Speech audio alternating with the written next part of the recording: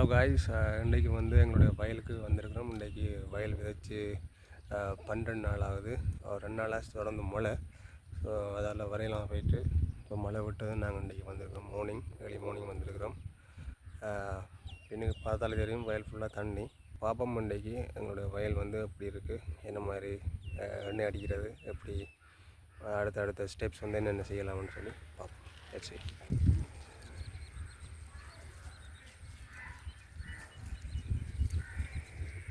இப்போ வந்து மழை பெஞ்சால் நிறைய தண்ணி வந்து வயலுக்குள்ளே இருக்குது.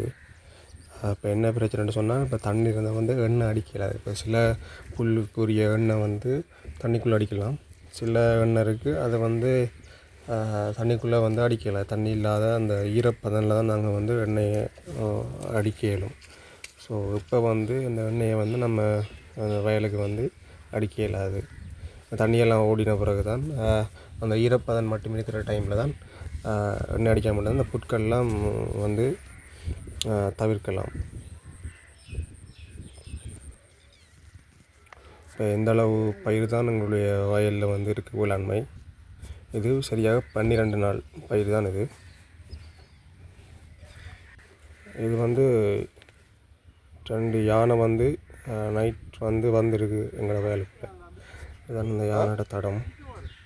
இந்த அப்படி ஓரத்தால் வந்து யானையும் வந்து பொதுவாக வந்து வரம்புக்குள்ளே தான் நடக்கும். இந்த பெரிய சைஸ் யானை தான் இது. பக்கத்தில் ரெண்டு லெக்ஸ் இருக்குது. அதில் 2 லெக்குன்னு தான் இது, 2 காலம் தான். ஒரு யானை தான் பக்கத்தில் தான் அதில் தடம் இருக்கும். பக்கத்தில் வச்சு தான் யானை நடக்கும். இந்த வந்துருக்கு இந்த இன்னொரு யானை. அப்படியே ஃபுல்லாக இருக்குது. இந்த யானை வந்து வயலுக்குள்ளே வந்துன்னு சொன்னால் அந்த இடத்துல வந்து வேளாண்மை பயிர் வந்து இருக்காது. ஏன்னா அவ்வளவு வந்து ஆழமாக இருக்கும் வேறு தடம். இப்படி உள்ளே போயிடும். இப்போ நம்ம காலை வச்சு மாட்டா முழங்காலுக்கு மேலே நம்மளோட கால் வந்து உள்ளுக்குள்ளே போகும். இதான் வந்துருக்கு. ஸோ வயல் செய்கிறது வந்து அவ்வளோ ஈஸியான விஷயம் இல்லை. இவ்வளவு சவால்களுக்கு மத்தியில் தான் எல்லா விவசாயிகளும் வந்து வயல் செய்கிறாங்க. கட்டாயம் வந்து வயலுன்னு சொன்னாலே வந்து யானை எஃபெக்ட்ஸ் தான் கூட இருக்கும். ஏன்னு சொன்னால் யானை வந்து வேளாண்மையை வந்து விரும்பி சாப்பிட்ற ஒரு உணவு யானைக்கு. ஸோ அது வயல் எங்கே இருக்கோ அந்த ஏரியாவில் ஃபுல்லாக யானைகள் நடமாட்டம் வந்து கட்டாயம் இருக்கும்.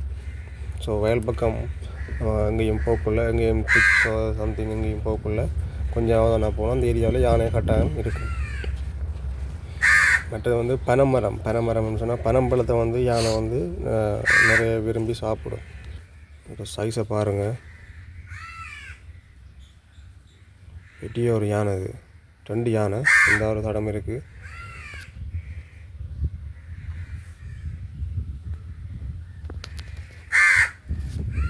இந்த ஒரு தடம் இருக்குது. இப்போ 2 யானை வந்து வந்துருக்குங்களா வயலுக்குள்ளே.